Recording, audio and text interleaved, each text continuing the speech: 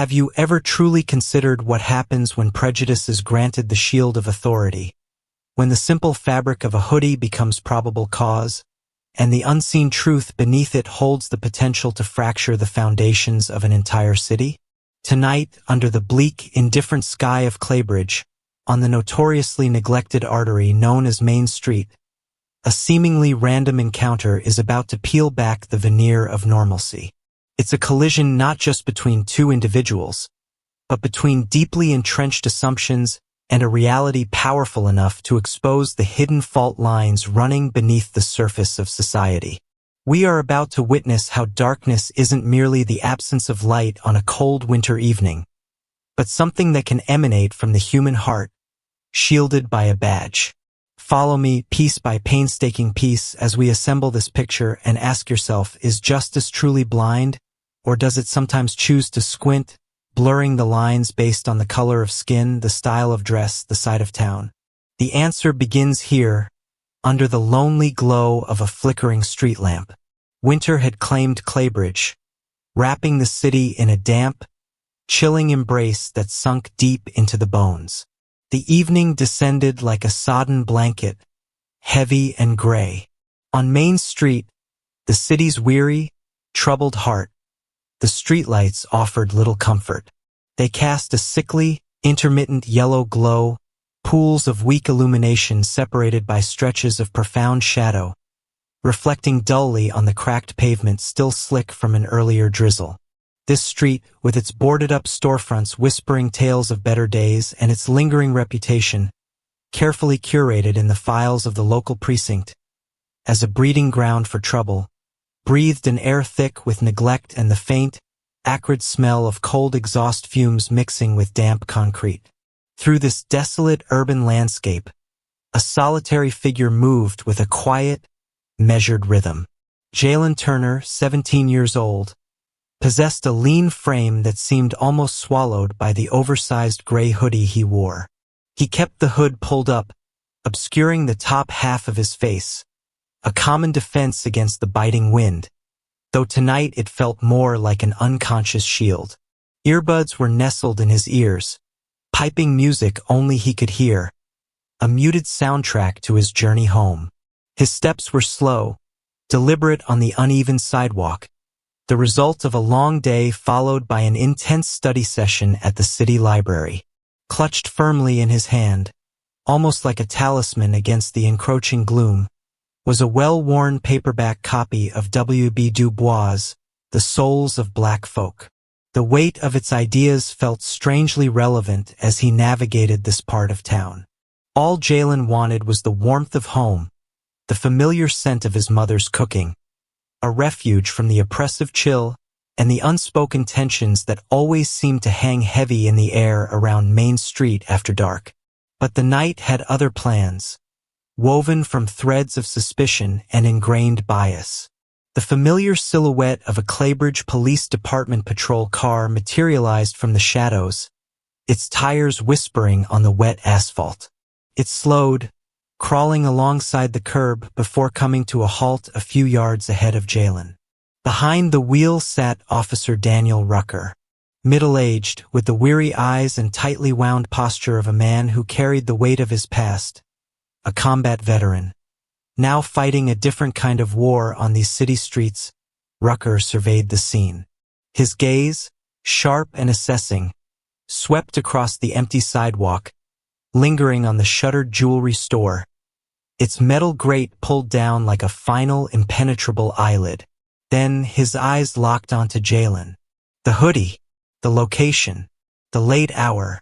In Rucker's mind, a familiar calculus began, one honed by years patrolling this district, a mental shortcut where suspicion easily overshadowed innocence. He saw not a student heading home, but a potential threat, a variable that didn't belong in his equation of order. The sudden, blinding glare of the patrol car's roof-mounted lights sliced through the darkness, pinning Jalen in their harsh, artificial daylight. He flinched, stopping abruptly, his temporary peace shattered. The music in his ears suddenly seemed distant, irrelevant. The car door creaked open and Rucker emerged. He stood for a moment, silhouetted against the intense light, his presence radiating an authority that felt heavy, almost menacing, in the quiet street. His voice cut through the cold air, rough and commanding, devoid of any preamble or courtesy. "Take the hood down. Hands where I can see them." Jalen froze, his breath catching in his throat. A jolt of adrenaline mixed with a sickeningly familiar wave of weary resignation washed over him. It wasn't the first time he'd been singled out, stopped, questioned, simply for existing in his own skin, in his own neighborhood. He slowly reached up, pulled the earbuds out, letting them dangle against his chest. He drew a deep, deliberate breath, trying to quell the sudden pounding in his chest, and pushed the gray hood back, revealing his face to the glare. He raised his hands slowly, palms facing forward to shoulder height. He met the officer's hard stare, his expression a mixture of confusion and a tightly controlled frustration. He remained silent, waiting. Rucker approached, closing the distance until only a few feet separated them. The faint scent of stale coffee and the sharp tang of cheap disinfectant wafted from his uniform. His eyes, narrowed and intense, raked over Jalen, from his worn sneakers to the book clutched in his hand. "What are you doing around here this time of night?" Rucker's tone was thick with accusation. "Got any ID on you? Let me see what's in that backpack." He jerked his chin towards the simple canvas bag slung over Jalen's shoulder. Jalen swallowed, forcing his voice to remain steady, betraying none of the turmoil churning inside him. "I'm just walking home, officer," he said, his voice clear but quiet. "I was just at the city library, studying." He made a slight, almost involuntary gesture towards the book in his hand, hoping its title might somehow register, might somehow counter the narrative already forming in the officer's eyes. Rucker barely glanced at the book. His skepticism was a palpable force field. "The library?" He let out a short, humorless scoff. "What library is open this late? Don't feed me that bull." His gaze flickered again towards the dark jewelry store, suspicion hardening his features. He'd seen this before, he told himself. Kids casing places, using excuses. The hoodie, the loitering. It fit the profile. Before Jalen could offer any further explanation, before he could mention the library's extended Tuesday hours, Rucker moved abruptly. He lunged forward, grabbing Jalen's arm with surprising force. He spun the teenager around and shoved him hard against the cold, wet hood of the patrol car. The impact knocked the wind out of Jalen, a sharp gasp escaping his lips as his chest hit the metal. The book slipped from his grasp, landing with a soft thud on the damp pavement near his feet. Before he could fully register the shock and the sudden, sharp pain, Rucker wrenched his arms behind his back. The cold, metallic click of handcuffs locking into place echoed unervingly in the night air, a sound of finality, of power asserted and freedom denied. "I didn't do anything wrong," Jalen managed to say, his voice strained now, a tremor of indignation finally breaking through his composure. The rough metal of the handcuffs bit into his wrists. "Shut up," Rucker growled, tightening the cuffs unnecessarily. His breath misted in the cold air close to Jalen's ear. "You can tell it to the sergeant down at the station." He roughly patted Jalen down, his movements efficient but devoid of any respect. Unseen, unnoticed by either of them, high above the entrance of the closed jewelry store, a small, discreet lens watched impassively. The tiny red light of a security camera glowed steadily, capturing every detail. The harsh glare of the headlights, the authoritative bark of commands, the teenager's hesitant compliance, the sudden shove, the glint of steel as the handcuffs closed. It recorded the scene without judgment, a silent, digital witness storing the unvarnished truth. waiting for the moment it would be brought into the light. The first act of the night's drama had concluded, setting the stage for consequences neither man could yet fully comprehend. The harsh, sterile reality of the Claybridge Police Department precinct settled over Jalen like a shroud. Gone was the biting cold of the street, replaced by the oppressive hum of fluorescent lights overhead that cast everything in a flat, unforgiving glare. The air smelled faintly of industrial cleaner, stale coffee, and the underlying metallic tang of anxiety that seemed permanently embedded in the linoleum floors and cinder block walls. Officer Rucker propelled Jalen forward, his grip still firm on the teenager's arm, navigating the maze of desks and partitioned offices with practiced ease. Murmured conversations ceased momentarily as they passed, heads turning, eyes following the familiar sight of Rucker bringing someone in, though perhaps Jalen's youth and the expensive-looking hoodie, now uncuffed but still rumpled, drew a second glance from some. Rucker steered Jalen towards the holding area, a small, grim room furnished with nothing more than a cold, metal bench bolted to the floor and walls painted a depressing shade of institutional beige, marred by scuffs and faded graffiti. The heavy steel door clanged shut behind Jalen with a sound of chilling finality, the lock echoing in the sudden quiet. Jalen didn't flinch. He simply walked to the bench and sat down, placing the recovered copy of The Souls of Black Folk carefully beside him. He didn't pace, he didn't shout, he didn't demand justice. He sat perfectly still, his hands resting loosely in his lap, his gaze fixed on some indeterminate point on the opposite wall. The initial shock and indignation had receded, replaced by a profound weariness, a deep-seated exhaustion that went far beyond physical fatigue. It was the exhaustion of knowing this could happen, of having anticipated it in the abstract anxieties passed down through generations, and now experiencing its concrete, humiliating reality. Officer Maya Ortega, finishing up her shift report at a nearby desk, witnessed the tail end of their entrance. She saw the unnecessary force in Rucker's push as he directed Jalen into the cell, saw the rigid set of the veteran officer's jaw, radiating a self-righteous certainty. Then she saw Jalen. She saw the calmness that seemed utterly out of place.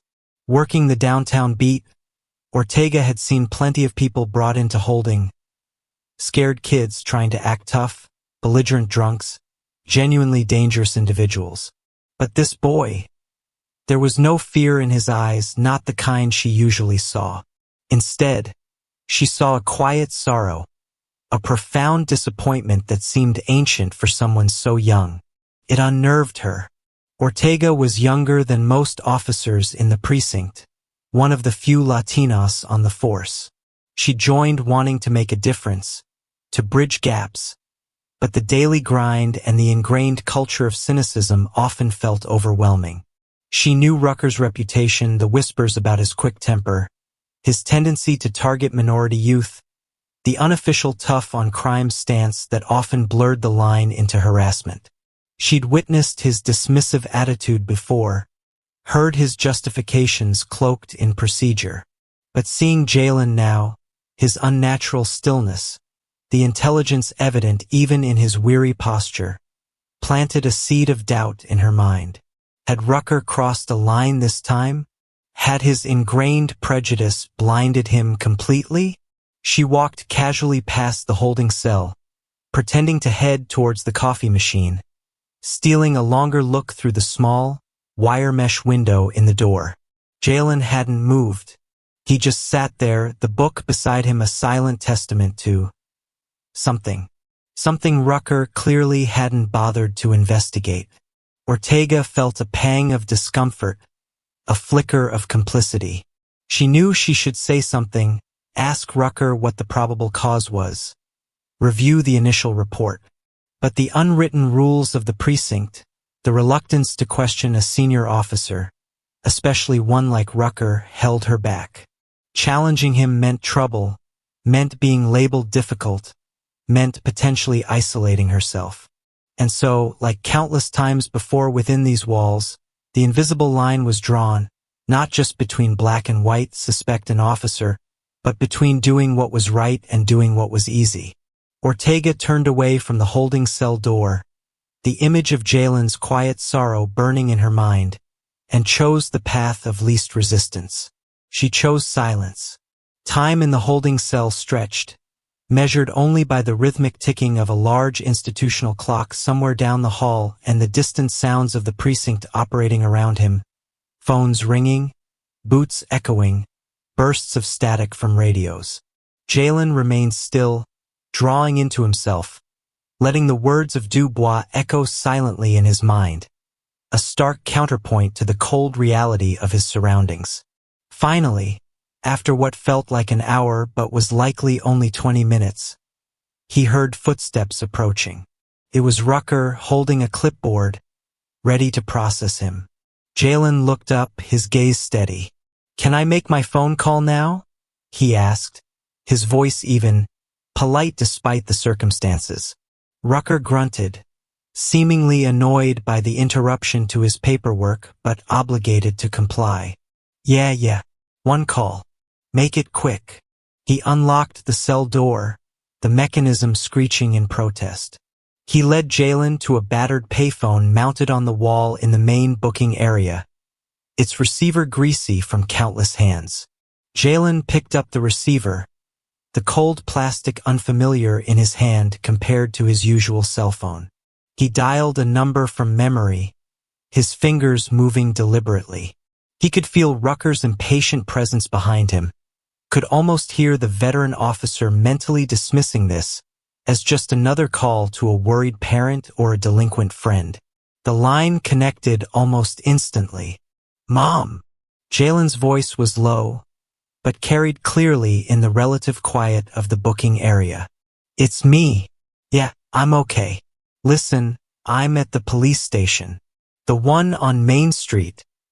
He paused, listening to the voice on the other end, his expression unreadable. "No, I didn't do anything. They stopped me. Walking home from the library."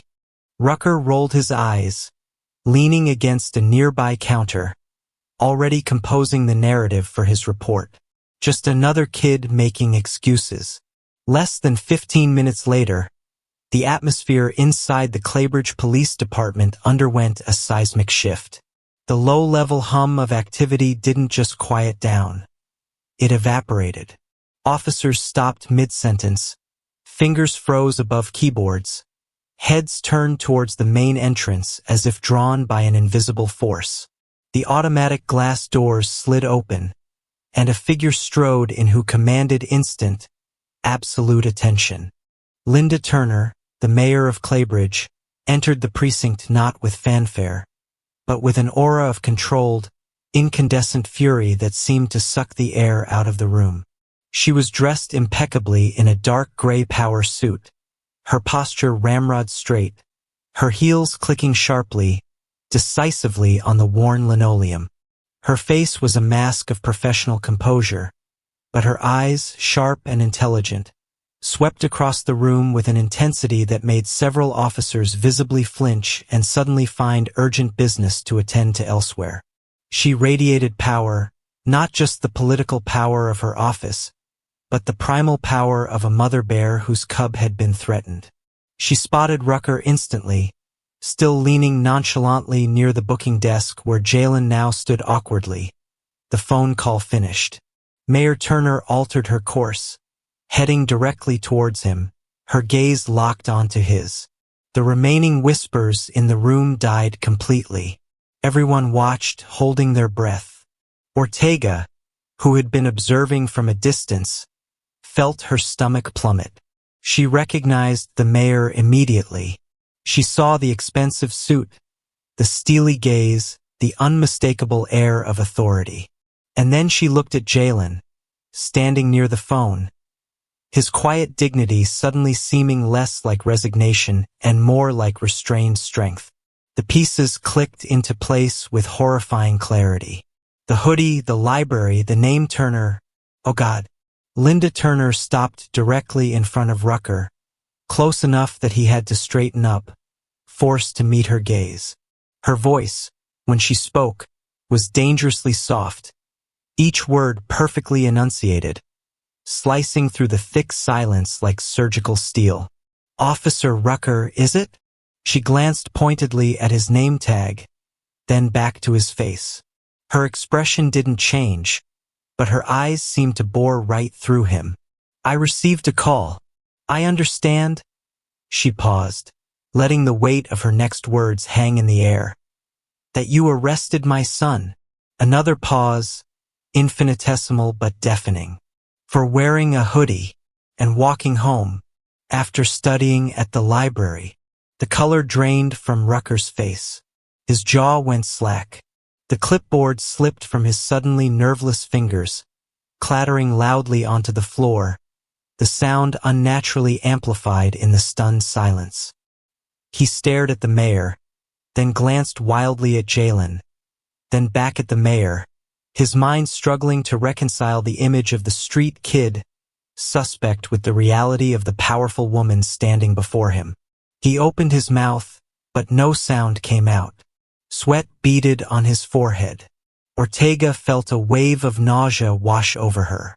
She took an involuntary step back, realizing the magnitude of Rucker's blunder, the sheer, catastrophic misjudgment fueled by unchecked prejudice. The boy in the holding cell wasn't just any kid.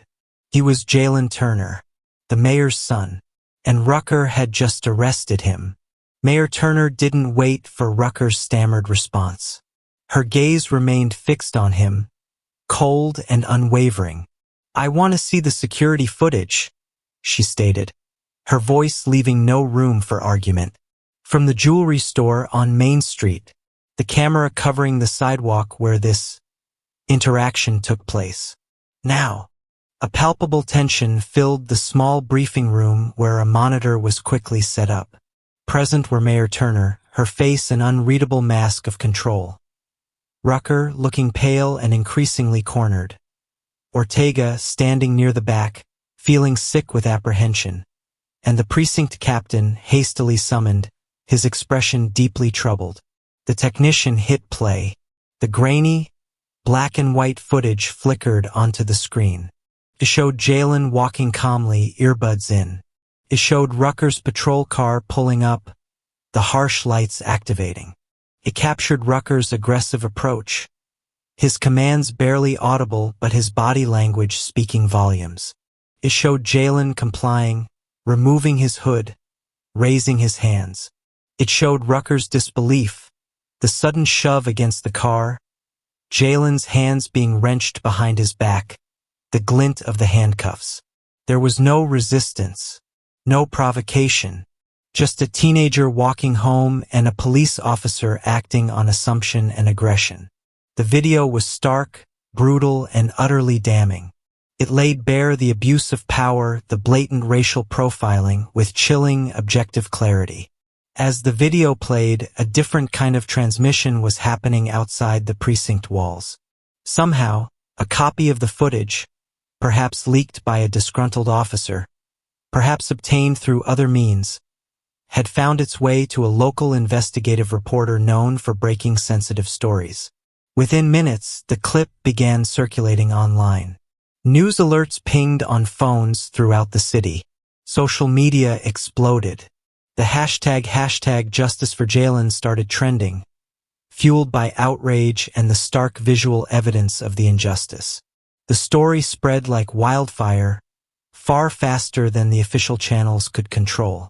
Back in the briefing room, the silence was heavy as the video ended. The precinct captain exchanged a look with Mayor Turner, a silent acknowledgement of the disaster unfolding. Rucker stared at the blank screen, his face ashen. The undeniable proof, coupled with the rapidly escalating public outcry and the political weight of the mayor's presence, left the department with no choice. Before Mayor Turner and Jalen even left the precinct, the captain formally informed Rucker he was being placed on administrative leave, effective immediately, pending a full internal investigation. The words hung in the air, sealing Rucker's fate for the moment. As Linda Turner placed a protective arm around her son, preparing to navigate the inevitable media storm waiting outside. Maya Ortega intercepted them near the exit. Her heart pounded, her face flushed with shame and a sudden, desperate need to say something, anything. "Jalen," she began, her voice barely a whisper, struggling to meet his eyes. "Mayor Turner, I'm so sorry." She looked directly at Jalen now, the words tumbling out in a rush of guilt. "I saw Officer Rucker bring you in. I saw how you looked, how he acted. I knew, I felt something was wrong. But I didn't do anything. I just stood there. I thought I was different, you know? Not like him. But I wasn't. I stood silent." Jalen stopped, turning to face her fully. His mother watched them both, her expression guarded. Jalen looked at Ortega, his eyes holding not anger, but that same deep, weary sadness she had glimpsed earlier, now tinged with a profound understanding that felt far beyond his years. He didn't raise his voice. He didn't need to. His quiet words landed with the force of a physical blow. "You were silent," Jalen stated simply factually. "Like everyone else is silent." The words struck Ortega to the core. It wasn't an accusation, but a statement of truth, a reflection of a systemic wound far deeper than one wrongful arrest. It was the wound of indifference, of complicity born from fear or apathy. In that moment, Ortega understood the true weight of her inaction.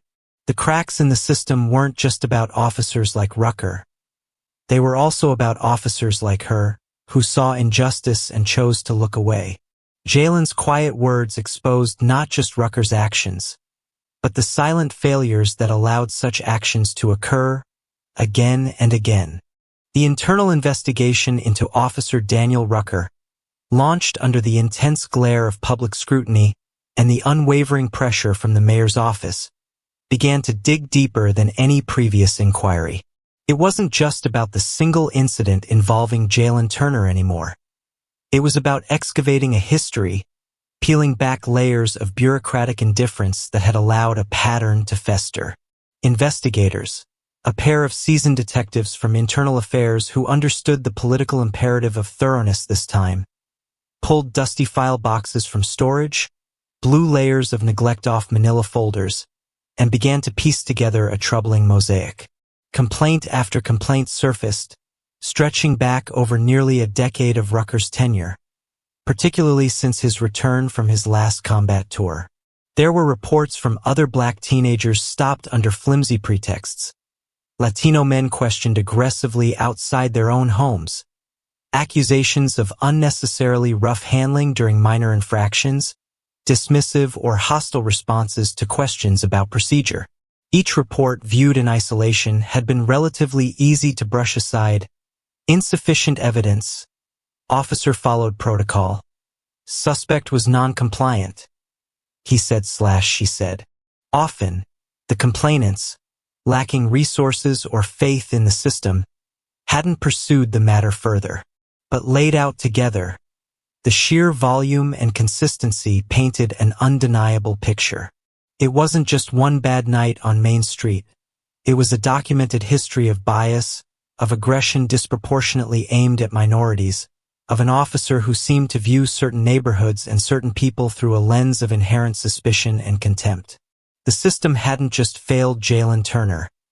It had failed dozens before him by repeatedly ignoring the warning signs, by shielding one of its own behind a blue wall of silence and procedural loopholes.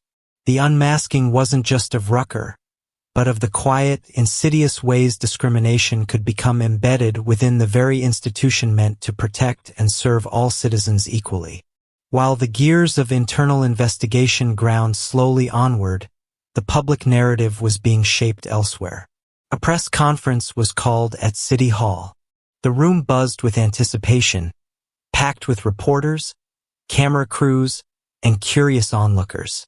Mayor Linda Turner stood near the podium, a pillar of maternal support and quiet strength, but she made it clear this was not her platform. Today, the voice that needed to be heard belonged to her son. Jalen Turner stepped up to the microphones. He looked younger than his 17 years under the harsh lights, yet he carried himself with an astonishing, almost unnerving poise. He wasn't flanked by lawyers or activists. He simply stood there, wearing a simple button-down shirt, his demeanor calm, his gaze direct. There was no trace of anger in his expression, no fiery rhetoric demanding retribution. He waited for the cacophony of camera shutters to subside, took a quiet breath, and began to speak. "My name is Jalen Turner," he started, his voice clear and steady, carrying easily through the hushed room. "A few nights ago, I was walking home from the library here in my own city. I was stopped by a police officer. He didn't embellish, didn't dramatize. He recounted the events of that evening factually, methodically. Being asked for ID, having his backpack searched demanded, the push against the car, the cold feel of the handcuffs. He mentioned the book he had been carrying, The Souls of Black Folk, holding it up briefly. I was reading this," he said simply, "thinking about history, about perception, and then I became part of a different kind of history." He spoke about the fear, yes, but more poignantly, he spoke about the feeling of inevitability, the weariness of being seen not as an individual, a student, a son, but as a stereotype embodied in a gray hoodie on a dark street. "This isn't just about me," he continued, his gaze sweeping across the room, meeting the eyes of reporters and citizens alike. "It's about what happens when assumptions replace investigation. It's about the fear that too many young people, especially young people of color, feel in their own communities when they see a patrol car approaching. It's about needing to feel safe, not suspected, when you're just trying to get home." He didn't raise his voice. He didn't point fingers aggressively. He simply presented his truth raw and unadorned. The power of his testimony lay precisely in its restraint, in its quiet dignity. It was the voice of reason against unreason, the calm statement of fact against the chaos of prejudice. In that moment, Jalen Turner ceased to be just the mayor's son or a victim of police misconduct. He became a symbol of quiet resilience, of truth spoken calmly but firmly to power, and of a generation unwilling to simply accept the status quo. The unmasking was complete, not just of a flawed officer or a flawed system, but of the profound impact such flaws had on individual lives, articulated through the clear, unwavering voice of youth. Jalen's measured words resonated far beyond the walls of City Hall. His story, amplified by the viral security footage and his compellingly calm testimony, became a catalyst. It wasn't just outrage anymore. It was a spark igniting long-simmering frustrations within Claybridge, particularly among its younger residents.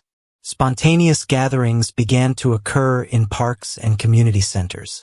Social media groups dedicated to police reform saw membership surge overnight. What started as scattered voices coalesced into a nascent movement. They weren't calling for anarchy or wholesale condemnation of the police. They were demanding accountability and change. Posters appeared, hand-painted signs materialized at peaceful demonstrations. Hoodies don't equal probable cause. Train, don't profile. Community oversight now. They drafted petitions demanding mandatory, ongoing anti-bias and de-escalation training for all officers, the establishment of a truly independent civilian review board with subpoena power, and greater investment in community-based violence prevention programs. Jalen, unintentionally, had given voice and focus to a generation tired of the old narratives, demanding a seat at the table to reshape their city's future. For Maya Ortega, watching Jalen's press conference on her phone during a break, his words, especially his final, quiet rebuke to her about silence echoed relentlessly. The internal investigation might deal with Rucker, but it wouldn't fix the underlying culture that had kept her, and likely others, silent for so long. She felt increasingly alienated within the precinct walls, the camaraderie now feeling hollow, tainted by the knowledge of what the uniform could conceal and enable. After several sleepless nights, wrestling with her conscience, her career ambitions, and the image of Jalen's disappointed eyes, she made a decision. She sat down and typed her resignation letter. It was short, professional, but resolute. Leaving the force felt like stepping off a cliff, abandoning the security and structure she had known, but it also felt like shedding an immense weight, a weight of complicity she could no longer bear. A week later, Ortega attended a meeting of the youth-led reform group, held in the basement of a local church. She didn't wear a uniform, just jeans and a sweater, feeling strangely vulnerable yet purposeful. She introduced herself quietly, explaining her background and her reasons for leaving the force. She offered not to lead, but to listen, to share her understanding of procedures, to help bridge the gap between their demands and the institutional realities they faced. There was initial skepticism, but her sincerity, her willingness to step away from the power structure she had been part of, gradually earned her a measure of trust. She realized her fight for change wouldn't be from within the machine anymore, but alongside those demanding it be rebuilt. Months passed. The investigation led to Daniel Rucker's dismissal from the Claybridge Police Department. The youth movement continued to apply pressure, achieving small victories, promises of revised training modules, the formation of a task force to study oversight models. The city was changing, slowly, incrementally, nudged forward by the ripples emanating from that one cold night on Main Street. Daniel Rucker found himself adrift. His identity, so intrinsically tied to the badge and the authority it conferred, was gone. He spent his days in a haze, his evenings often dissolving into the dim, sticky anonymity of rundown bars on the city's periphery. One such evening, nursing a cheap whiskey in a near-empty tavern called The Last Stop, his gaze drifted towards the flickering television mounted above the bar. A local news channel was airing a segment about community engagement, featuring footage from a recent event at Claybridge High School. And there he was, Jalen Turner, standing on the auditorium stage, no longer looking like a boy, but a young man addressing his peers. He spoke about civic responsibility, about the power of using one's voice, about building bridges instead of walls. The camera panned across the audience, hundreds of students listening intently, breaking into spontaneous, thunderous applause as Jalen finished speaking. Rucker watched, motionless, the glass halfway to his lips. The noise of the bar faded around him. He saw the confident posture, heard the articulate words, witnessed the admiration Jalen commanded. What flickered across Rucker's face in that moment was unreadable. A complex tapestry of emotions veiled by shadow and years of ingrained stoicism. Was it regret? A dawning, sickening realization of the profound injustice he had perpetrated? Was it resentment, bitterness at seeing the kid he'd tried to intimidate now hailed as a leader? Was it simply the numb emptiness of a man who had lost everything and saw the world moving on without him? Or was it, perhaps, a flicker of grudging acknowledgement, a painful recognition that he had definitively, irrevocably, placed himself on the wrong side of history? His expression tightened for a brief second, then slackened again into a weary blankness as he turned his attention back to the amber liquid in his glass. The truth remained locked behind his eyes, another secret held captive in the dim light. The story of Jalen Turner and Daniel Rucker serves as a stark reminder. It underscores a truth often whispered but rarely confronted. The greatest danger may not always lie with those who actively commit wrongs, but with the vast silence of those who stand by and watch. Silence implies consent. It allows prejudice to fester, injustice to take root, and systems to perpetuate harm. But the narrative also holds a seed of hope. It shows that one voice, speaking truth with courage and clarity, can pierce the silence. It shows that change is possible when individuals like Maya Ortega choose to step out of the shadows of complicity. It shows that even a system deeply flawed carries within it the potential for reform, often driven by the very people it has failed. The path forward is rarely easy, but it begins when silence is broken, when truth is spoken, and when good people refuse to simply stand by. The story of Jalen and Officer Rucker is just one of many complex pieces in the puzzle of justice, prejudice, and courage in our society. If you're ready to dive into more gripping, thought-provoking stories, tales of individuals standing up against powerful systems, and moments where kindness is put to the ultimate test, go ahead and click on the next video on your screen. We believe that every story holds a valuable lesson, helping us understand not only the world around us, but also ourselves. Don't forget to hit that subscribe button and turn on the notification bell so you never miss a single story from our channel. Thank you for watching.